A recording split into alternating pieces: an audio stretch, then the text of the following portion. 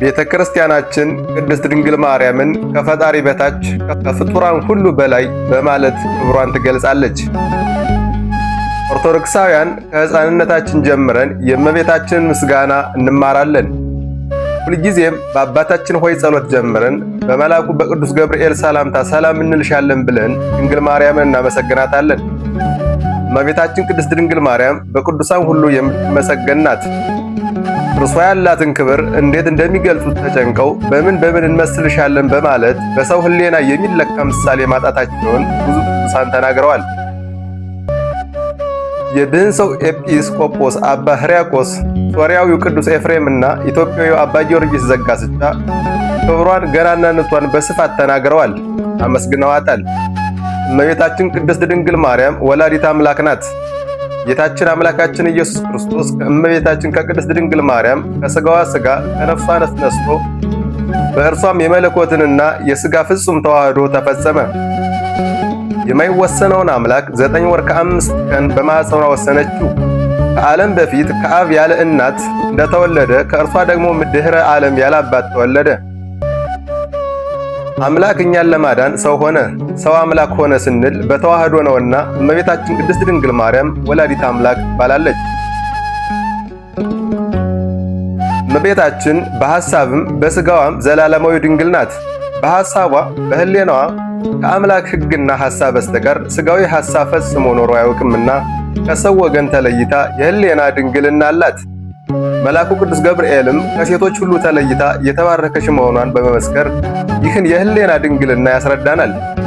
መልአኩም ልጅ ትወልጃለሽ ብሎ ሲያበስራት ወንድ ስለማላውቅ ይህ እንዴት ይሆናል ብላ መናገሯ ስለ ወንድ ፈጽሞ አስቤ አላውቅም ማለቷ ነውና የሕሊና ወይም የሐሳብ ድንግልናዋን ያስረዳናል። ከመጸነሷ በፊት በጸነሰች ጊዜ፣ ከጸነሰችም በኋላ፣ ከመውለዷም በፊት በወለደችም ጊዜ፣ ከወለደችም በኋላ ድንግል ናት። ገዳማውያን ይህን ክብሯንና አማላጅነቷን አምነው ዘወትር አማልጅን ይሏታል።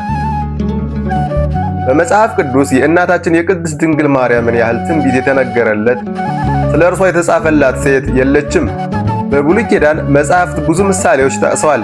የኖህ መርከብ፣ ሰላማዊት ርግብ፣ የአብርሃም ድንኳን፣ ሙሴ በሲና ያያት ሐመልማል፣ ጽላተ ሙሴ፣ የኢያሱ የምስክርነት ሐውልት፣ የኤልያስ የወርቅ መሶብ፣ የአሮን በትር፣ የጌዴዎን ጸምር፣ የኖህ የቃል ኪዳኑ ቀስተ ደመና፣ ያዕቆብ በፍኖተ ሎዛ ያያት መሰላል፣ የነቢዩ ኤልሳ ማሰሮና ሌሎች ምሳሌዎች በሰፊው የተነገሩላት የተጻፉላት እመቤታችን ቅድስት ድንግል ማርያም ናት። ቤተ ክርስቲያን እርሷን ለመጥራት የምትጠቀምባቸው ቅጽል ስሞችና ውዳሴዎችም ምንኛ ድንቅ ቢሆኑ በመጽሐፍ ቅዱስ መንፈስ ገላጭነት በቅዱሳን የተነገሩ ምስጋናዎቿስ እጅግ ቢለዩ የክብሯን ያህል የሚገልጿት አይደሉም። እርሷ የሰው ሁሉ ረዳትና ርኅሩህ እናት ናት። የብርሃን የምሕረት እናት፣ የድኅነትና የአማናዊው ወይን እናት ናት። ከንጉሡ በስተቀኝ የምትቆመው ንግሥት እርሷ ናት። በመስቀል ስር የተቀበልናት የሁላችንም እናት እርሷ ናት። እርሷ ዘላለማዊ ድንግል ናት። እርሷ የእግዚአብሔር ጸጋ የሞላባት ንጽሕት ቅድስት ድንግል ናት። ከፍጥረት ሁሉ ተለይታ ወላዲተ አምላክ ለመሆን የተመረጠች አንዱ ምክንያት እመቤታችን እጅግ ትሑት ፍጽምትና ንጽሕት ስለሆነች ነው። በሉቃስ ወንጌል በምዕራፍ 1 ቁጥር 48 እንደተጻፈው የአምላክ እናት እንደምትሆን ተነግሯት እንኳን ክብር ይግባትና ከመኩራትና ሌሎችን ከመናቅ ይልቅ ዘመዷ ኤልሳቤጥን ልትጠይቃት ወደ ተራራማው አገር ወጣች። የኤልሳቤጥ ፍጹም ምስጋናና በማኅፀን ያለው ዮሐንስ የሰላምታ ድምጿን ሰምቶ መዝለሉን ከሰማች በኋላም የባሪያይቱን መዋረድ ተመልክቷልና በማለት በትሕትና ምስጋናዋን አቀረበች እንጂ የትዕቢት ቃል ከአፏ አልወጣም። ቅዱስ ያዕቆብ ዘስሩግ እርሷ በእግዚአብሔር ዓይን በታየ የቅድስና ውበት የተሞላች ነበረችና በእርሷ ንጹሕ ማኅፀን ሊያድር ወደደ። እንደ ድንግል ማርያም ራሱን ዝቅ ያደረገ ትሑት ማንም የለም። ቅዱስ ኤፍሬም በውዳሴ ማርያም በትሕትና የተናገርሽ ተራራ ሆይ ብሎ ያመሰገናት ይህች ድንግል ከተራሮች አናት ሁሉ ከፍ ያለች ስትሆን ራሷን ዝቅ አድርጋ እንዲህ ያለ የምስጋና እጅ መንሻ እንደምን ይደረግልኛል የሚል ምላሽ ለቅዱስ ገብርኤል ሰጠችው። እመቤታችን ቅድስት ድንግል ማርያም ዓለምን ፈጥሮ የሚገዛው አምላክ ልጇ ነውና ማርልኝ ስትለው ምልጃዋ ፍጹም ነው። በእግዚአብሔር መመረጧ፣ ከሴቶች ሁሉ መለየቷ፣ የመንፈስ ቅዱስ ማደሪያ መሆኗ ይህን ክብር አጎናጽፏታል። ቤተ ክርስቲያን እመቤታችንን የምታከብረው በሰው ትውፊት ብቻ ሳይሆን ከመጽሐፍ ቅዱስ ጀምሮ በተገለጠው መሠረት ነው። በብሉይ ኪዳን ነቢያት እርሷን በብዙ ምሳሌዎች አመላክተዋታል። ቤተ ክርስቲያን ድንግል ማርያምን ወላዲት አምላክ ትላታለች። ይህ ስም የተሰጣት መለኮትን ስለወለደች ሳይሆን ከእርሷ የተወለደው ጌታችን ኢየሱስ ክርስቶስ ፍጹም አምላክና ፍጹም ሰው ስለሆነ ነው። እግዚአብሔር በሰውነት ተገለጠ፣ ለሰው ልጆችም ድኅነትን አመጣ። በቃና ዘገሊላ የሆነው ተአምር የእመቤታችንን እናትነትና ስለ ሰዎች ያላትን አሳቢነት ያሳያል። ወይን የላቸውም ብላ የቤቱን ችግር ለልጇ አቀረበች። ከዚያም ለአገልጋዮቹ የሚላችሁን ሁሉ አድርጉ አለቻቸው። ይህ የድንግል ማርያም ትልቁ መልእክት ነው፣ ሰዎችን ወደ ልጇ መምራት።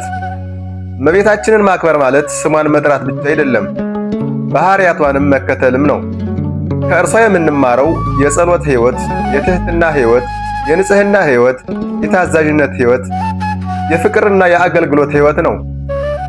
ዛሬ ቤተሰብ የሚፈልገው ሰላም፣ ወጣቶች የሚፈልጉት ንጽህና፣ ማህበረሰብ የሚፈልገው ፍቅርና መተሳሰብ በእመቤታችን ሕይወት በግልጽ ይታያል።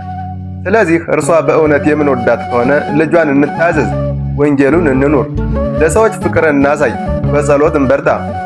እመቤታችን ቅድስት ድንግል ማርያም ጸጋ የተሞላች፣ በትህትና የተሸለመች፣ በእምነት የጸናች፣ ለፈቃዱ ፈጥና የታዘዘች የአምላክ እናት ለመሆን የተመረጠች ቅድስት ናት።